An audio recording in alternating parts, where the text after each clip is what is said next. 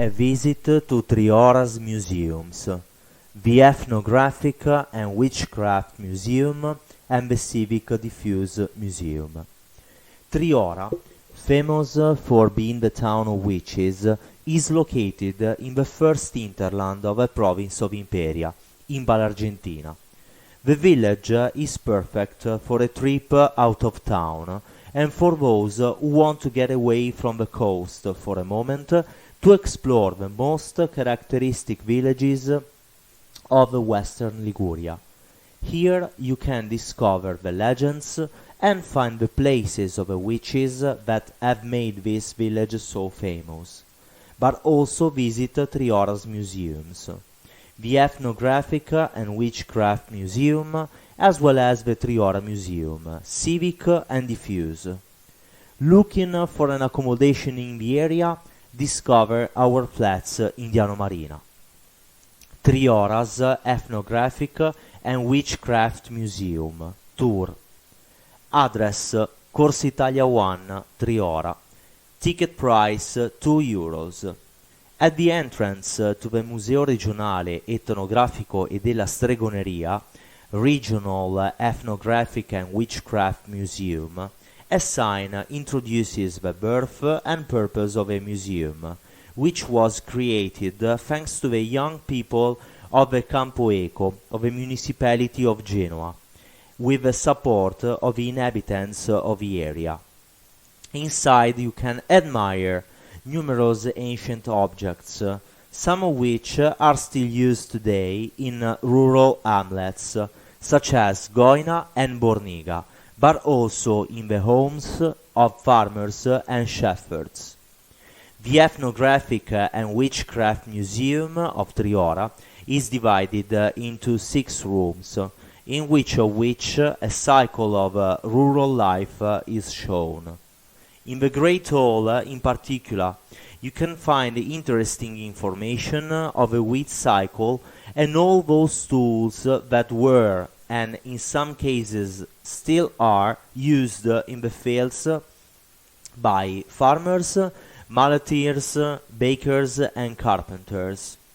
One then moves on the adjoining room where the cycle of a chestnut tree, in the past the main source of a livelihood for many families, is shown, as well as a traditionally furnished kitchen. Descending into the basement, one experiences mixed emotions. There are 4 rooms dedicated to the history and legends of the witches of Triora, who gave rise to beliefs and superstitions that are still recounted today. Documents preserved in the Genoa State Archives and faithfully reproduced and displayed here, tell of terrible tortures and merciless interrogations. One room is dedicated to Luigia Margherita Brassetti, a noblewoman from Cagliari, whose memory is still vivid in the memory of older Trioresi. Her charitable activities, hardships, and life are narrated through her diaries, photographs, silicos, but above all through the thoughts of her pupils and the writings of her closest friends. Particularly interesting is the archaeological section of the museum, where finds discovered in the upper Argentina Valley are exhibited. The finds, dating back to the Neolithic period, were mainly discovered in the Tana della Volpe in Loreto. However, excavations in Arma della Gradimarmo, Arma della Vigna, the Loreto Quarry, Pertuso, Buco del Diavolo, and Brick del Castellaccio have also brought to light objects of everyday, ornamental and defensive use, dating from the Neolithic to the Iron Age. On the street level, there is a large hall. Evidence of the past is narrated through a wooden statues by Maragliano and his disciples, while in the adjoining room you can visit the fauna section with numerous specimens of birds that still populate the plains of the Upper Valle Argentina. For precise information of the layout of the rooms of the Ethnographic and Witchcraft Museum of Triora, see the map on the museum's website.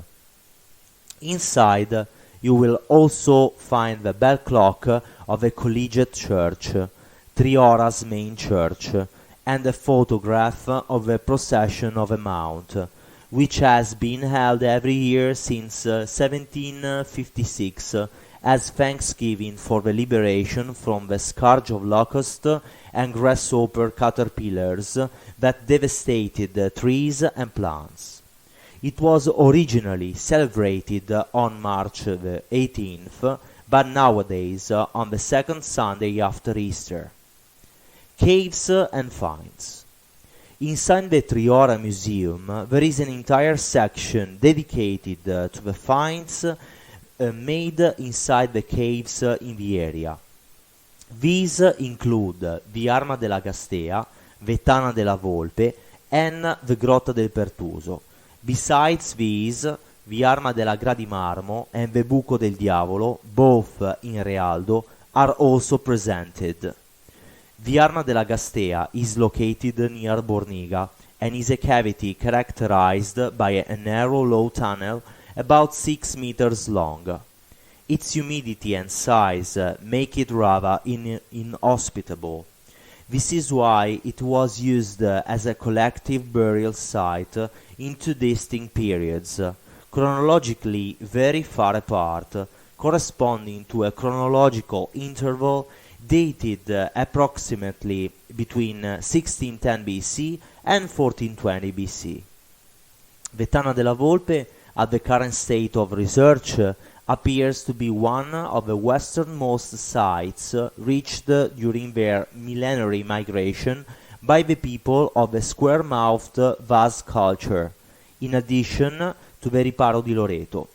Specifically, it is a small cavity formed by the accumulation of large rock slides, which opens at the base of high rock face and at the top of a steep debris gully at an altitude of about 750 meters on the orographic right of the Argentina stream. The very narrow entrance leads into a narrow, low room with irregular contours.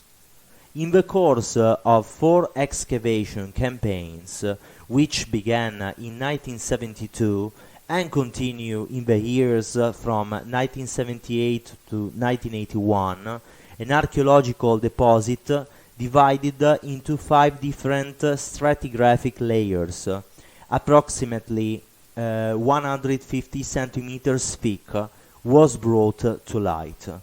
In layer 4, the oldest, dating to a middle Neolithic phase, fragments of several square-mouthed vessels were found.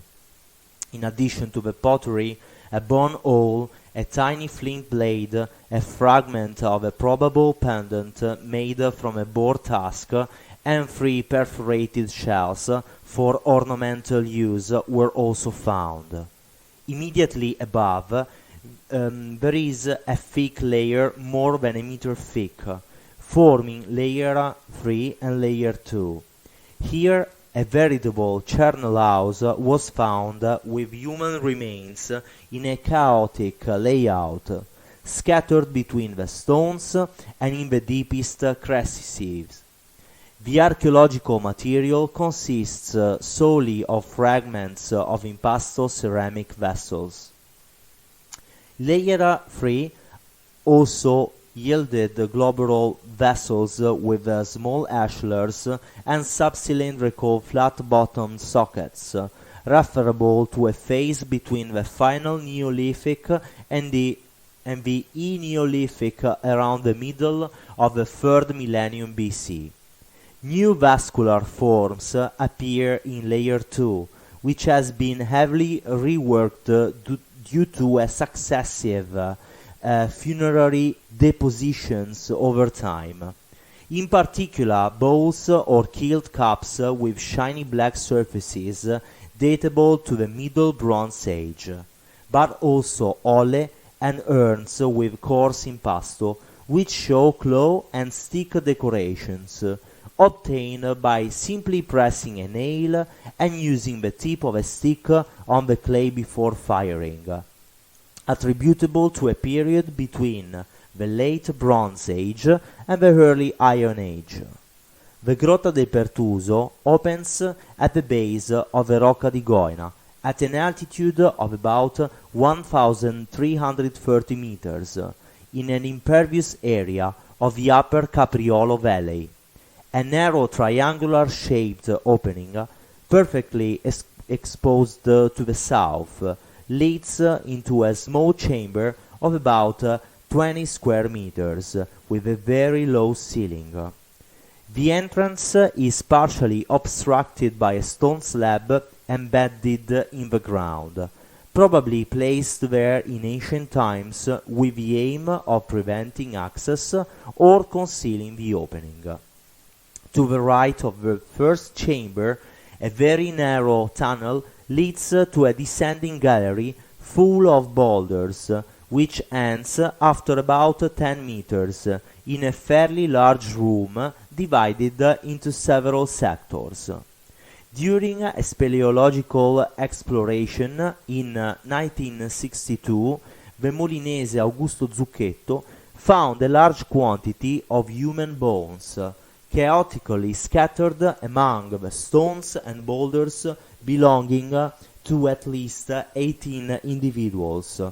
The calibration of two radiometric dates recently carried out on samples of human bones indicates that the burial use of a cavity dates back to the end of the early Bronze Age. Subsequently, the Sanremo Research Group collected fragments of at least 4 or 5 pottery vessels and some ornamental objects, with a turquoise blue vitreous coating that was unfortunately destroyed.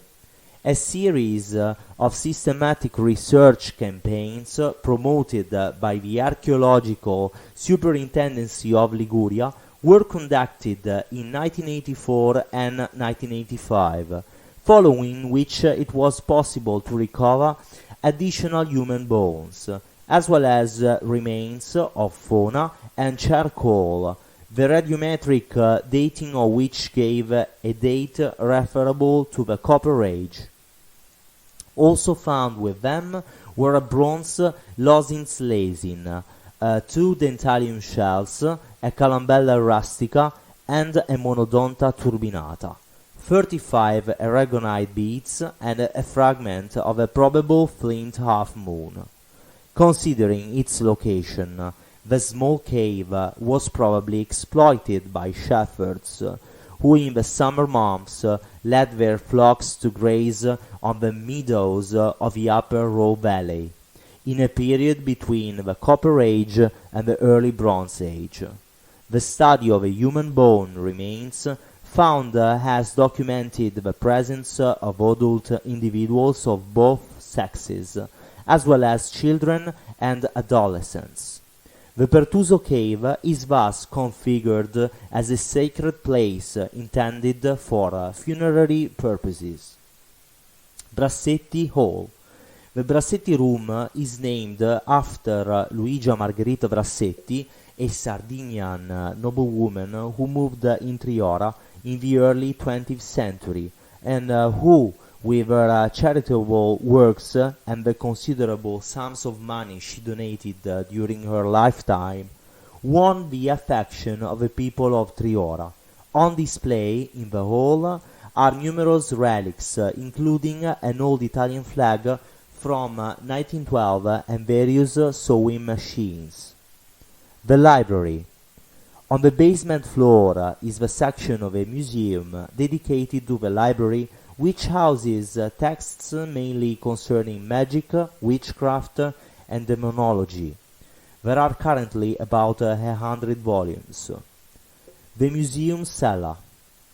Immediately after the library, you enter the museum cella, where numerous relics and tools, once used in the fields, in this case mainly for the grape harvest, are displayed. A sign tells the story of the peasants of Triora who went to the vineyards in October to harvest and then ferment the grapes, and explains all the steps in the process. The next room is dedicated to the heart and sheep farming. Here too a sign explains in detail what was the traditional composition of a rustic kitchen, the customs of the time, and the foods that were prepared. Another sign delves into the practice of pastoralism in these areas, where pastures were mainly made up of sheep and cattle, which were mainly exploited for milky and dairy products. It is therefore possible to discover the habits of the shepherds who took turns grazing their beasts in the pastures, and all the steps involved in the processing of the milk and created the typical mature cheeses. The next room is entirely dedicated to the cycle of a chestnut, once the made food of the mountain people, a life of sacrifice of which few traces remain today, except for the centuries-old imposing chestnut tree. From the chestnut was obtained the precious flour, much used in tagliatelle, gnocchi, and other typical foods, but also to prepare tasty desserts such as castagnaccio. The next room is dedicated to life in the fields and ancient crafts. Agriculture in the Upper Valley Argentina was very similar to that of the other mountainous areas in Liguria. In the 16th century, the Triora area abounded in wheat, wine, and chestnuts.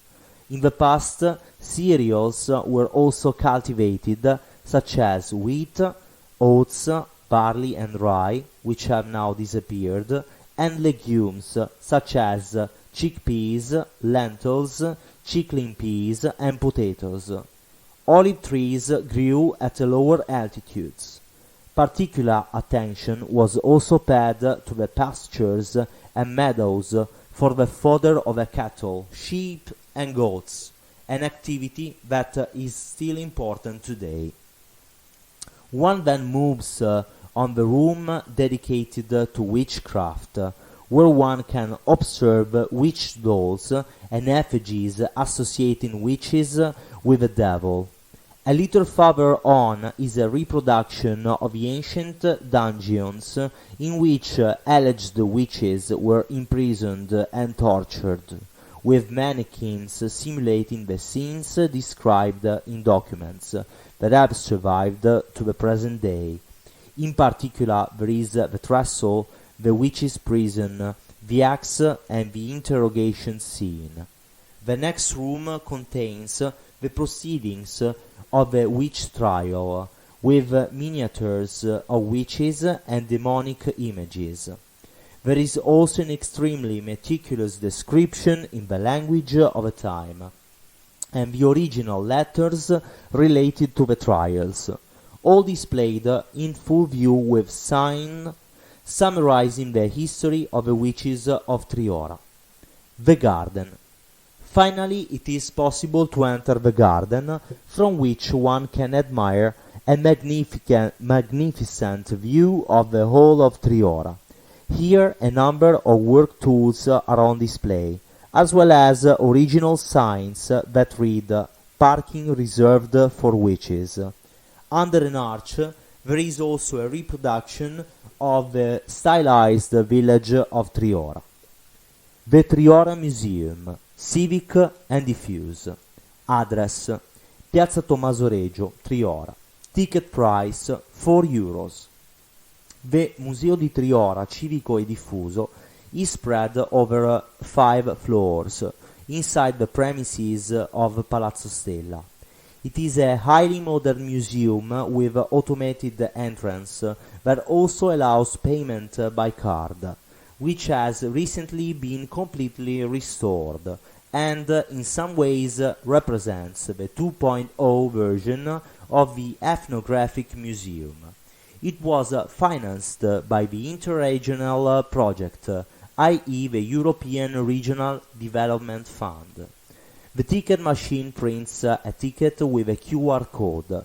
Simply place it on the reader at the entrance and an automatic door opens, through which you enter the museum. Please note that the museum has an internal lift up to the fourth and penultimate floor. The educational section. On the first floor is the educational section, dedicated mainly to children, who can have fun dressing up as characters from ancient Triora.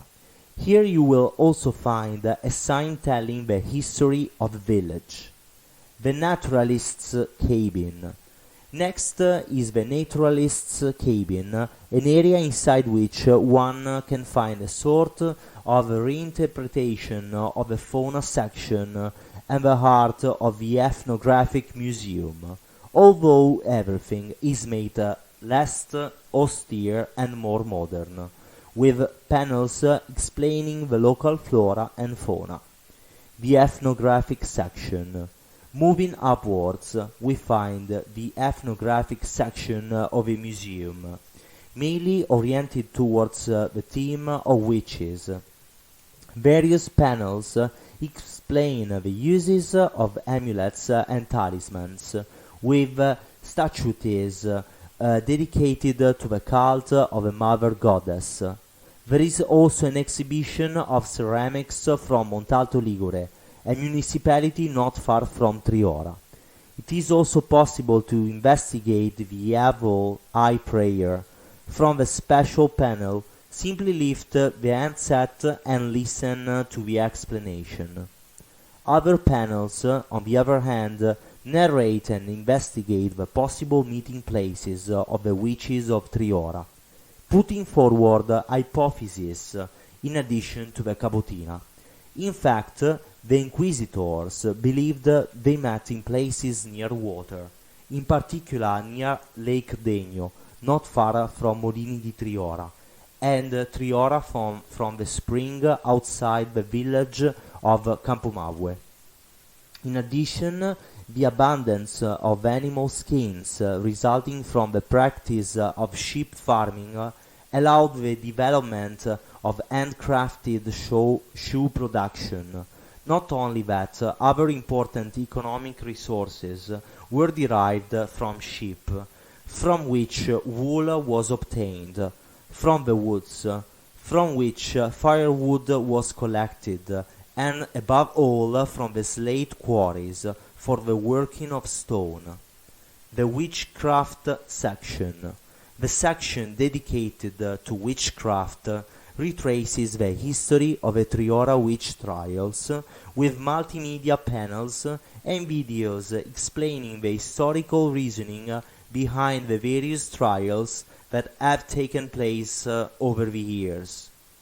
Past a modern conference room where videos on the history of the witch trials were shown, on the top floor is a small section dedicated to the world of witches in comics. Also on the top floor there are currently two temporary exhibitions, one dedicated to the Arcana of the Tarot de Marseille and the photographic exhibition Grembo by Chiara Giovannelli. As one climbs inside the museum, it is worth pausing to admire the views of Piazza Tommaso Regio and the view of the Collegiata, Triora's main church.